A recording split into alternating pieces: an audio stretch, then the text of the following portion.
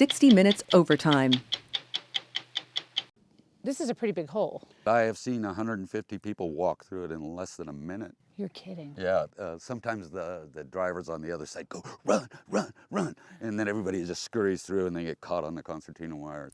This week on 60 Minutes, we reported on the rising number of Chinese migrants at the U.S. southern border. We visited the area, which is a break in the border fence near Yakumba Hot Springs, California. It's called San Judas Break, and it's named after a neighboring Mexican town.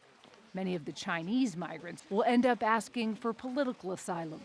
Sam Schultz lives nearby. The metal part of the wall was built during the Obama era, and this lovely concertina wire was added by Mr. Trump. And as you can see, it is just a straight walk around. It's been There pushed it is. aside. You can just hear it. I mean, the reality is that the wall is at least 6 feet and sometimes more inside of American territory. So even if you go down there, you're technically still in America. If people all the way in China know there's a hole here, clearly the Border Patrol knows there's a hole here. Why is there still a hole here? I have asked this question to everyone that I ever contact in the Border Patrol who's official at all. I say, why? I personally can stand here and tell people not to come in. And I've done it as a joke. There was like 50 people over there and I said, don't come. And they don't come. It's like there could be a Border Patrol agent here and they wouldn't come in. Schultz told us he had a career as an aid worker.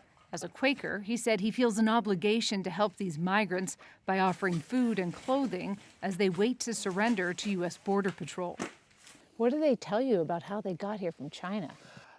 Interesting stories, many. There's two different routes that the Chinese people I've spoken to have generally done. One is the overland route from Ecuador, because they're visa-free in Ecuador, and then they basically cross all the borders and everything by busing and all that, all the way up here with no stamps in their passport except an Ecuadorian stamp.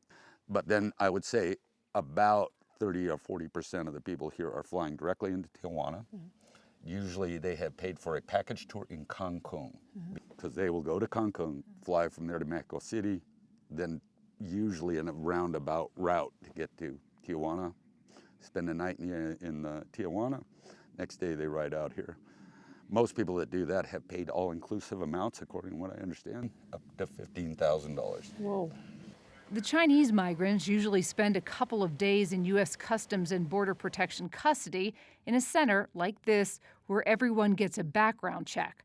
Some are interviewed. After that, buses bring them to one of 3 transit centers in San Diego.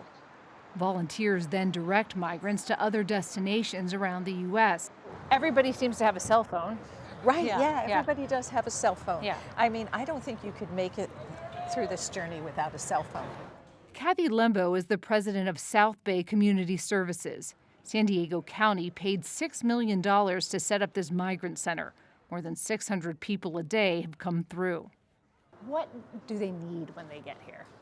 It all depends. Some just need to charge their phone and they're self-sufficient. They call an Uber and they're gone. Others will say to us, I need help. I've never done an airline ticket before.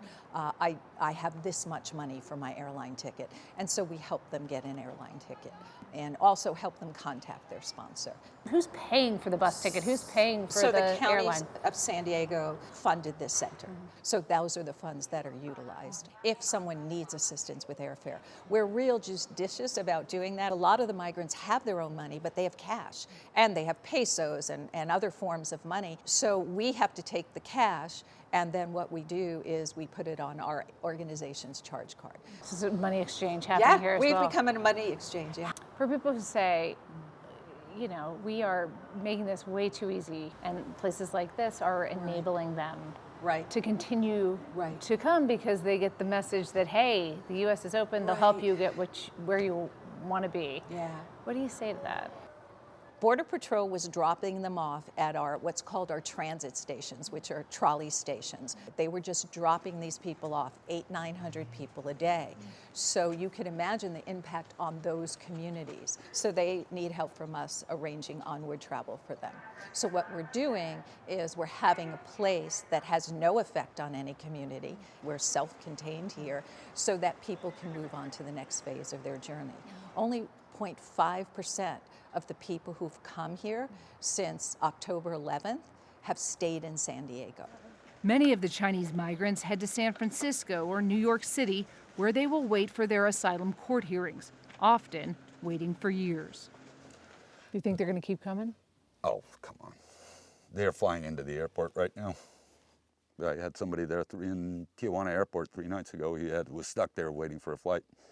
He saw over 500 people from other nationalities flying into the airport. A lot of Chinese, a lot of Turks. They're not going to the beach in Ensenada. They're not here for the jet skis. No, they're not.